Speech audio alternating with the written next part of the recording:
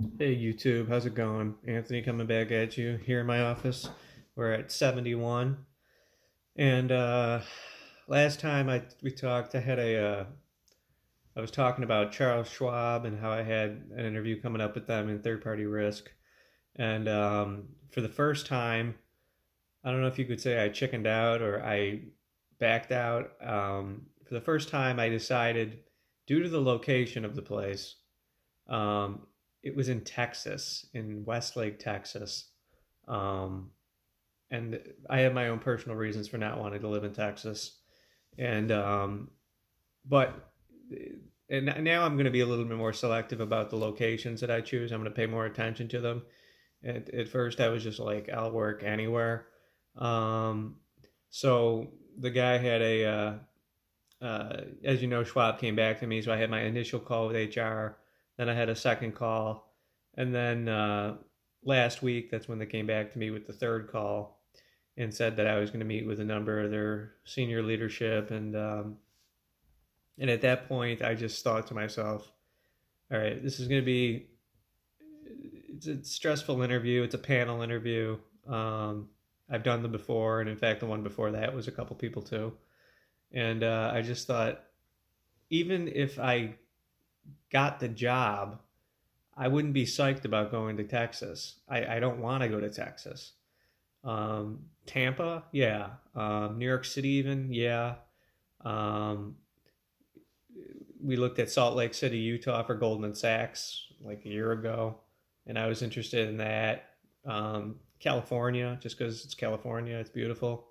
Um, those locations interest me, but being out in the desert in Texas, I just don't see myself doing that. So I told the guy, I said, hey, I got another position and I'm going to cancel this interview. I didn't want to tell him that I just don't want to do it and I'd given up on it. So yeah. So whether or not that would have materialized into an actual job, I guess who knows.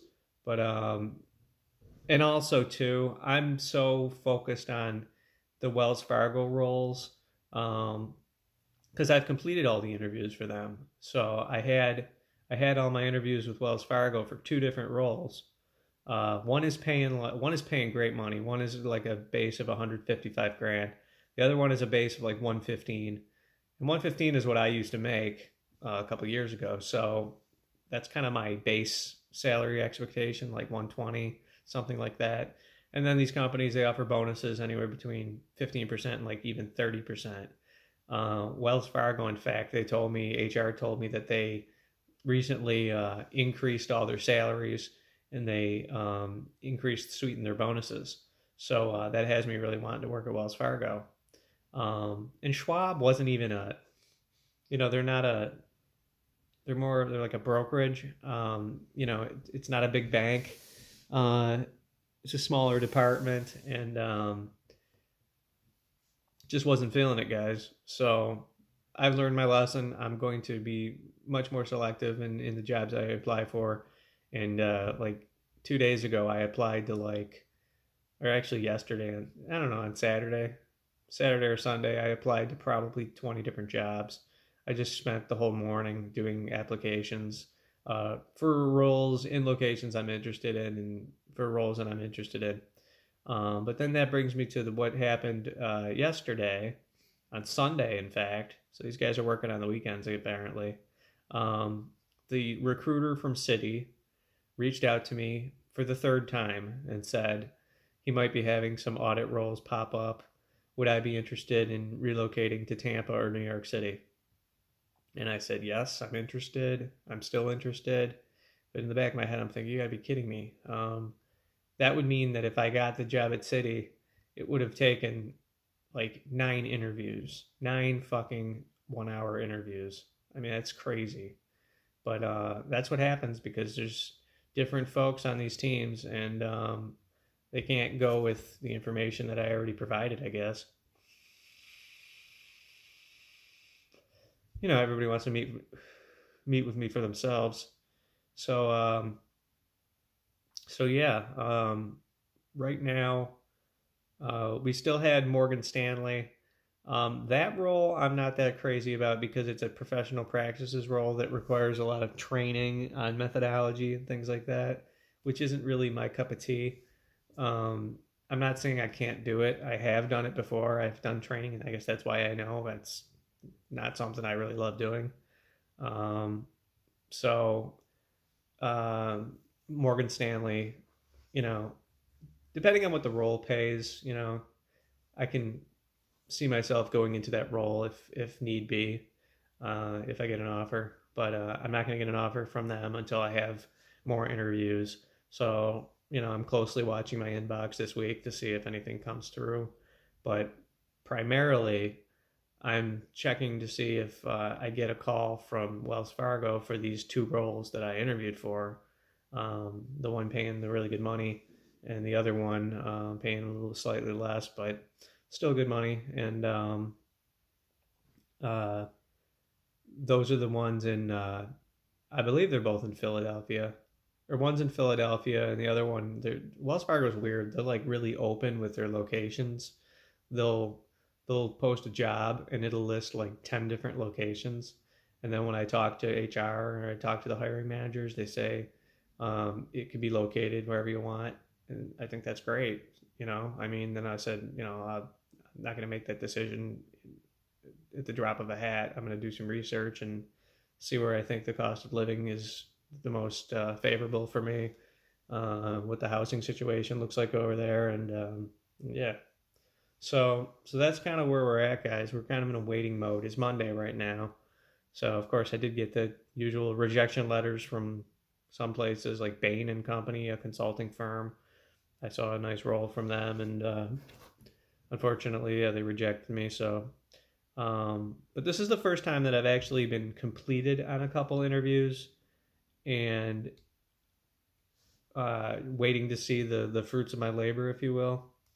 So, so we what else are we doing? We're still doing Instacart. We're still out there on the front lines in the coronavirus pandemic, and I haven't gotten sick, but I am seeing like probably half the people, maybe even more than half, are wearing protective masks. I saw guys with the big mask with the two ventilators on either side.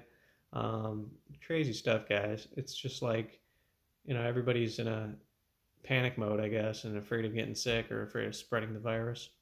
But we did see some. I saw the governor's talking right now. He said that the rate of hospitalizations or something like that has decreased kind of for the first time. So maybe this thing is coming to a head, and maybe we'll be out of the woods sooner rather than later, and it won't last through summer or into fall like they speculated.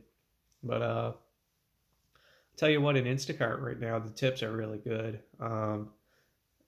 What's great about getting paid more for the tip means you don't have to do more work. Like usually, a grocery batch with say 25 items won't pay that much because you get it done relatively quickly. It's not a lot of work. But if it's like 80 items, then you're making more like $35-$40 a batch. My wife, in fact, today she picked up two batches and they were $60 each. So that was like $120 for 2 hours work, which is really good money by the hour when you think about it. I can't really complain about Instacart because it's allowing me to have some money, and I don't have a boss, and I work in the morning and then we clock out at like noon. So it's a part-time gig. That's what it is. It's a gig job. And I think that's kind of the best thing for me while I'm looking for a real job, looking for a real full-time role in audit. So, we're making it happen, doing it day by day, and hopefully we won't get sick. I'm not going to wear the mask on my face unless they mandate it, unless you have to do it. I don't see the need. I first of all, if everybody else has a mask on, you're not breathing and it's getting filtered anyway. But I am trying to keep my distance from people though, and in fact, these grocery stores are really streamlining the way they do their lines. You're not seeing a bunch of carts all aggregated at the checkout area. They're like making you line up almost around the building in a single file and stay 6 feet away from each other. And then they call you up one at a time, so you're not getting bunched up with people at the checkout line. And so hopefully that helps. So that's what's going on, guys. I just can't believe Citi come back to me again, after all this. Maybe my suspicion that my prior employer is trashing me, or I'm getting bad feedback from somewhere. Maybe that's just in my head and that's not actually happening, because if it was, why would Citi keep coming back over and over again? I don't know. So that's what's going on. I'll probably make another video. I like to make videos on a weekly basis. If something of interest happens like tomorrow or this week, I'll make a short video just to give you guys a heads up on what's going on, and maybe it'll be I get an offer from Wells Fargo and this is all over with. And what's the future of here in my office when I don't have all these jobs to talk about? I don't really know. I mean, I'm not going to be talking about my job. I'm not going to be talking about the companies when I get a job. It's confidential, so we'll leave it at that. So thanks for watching, guys, and stay safe. Stay away from coronavirus. Have a good day.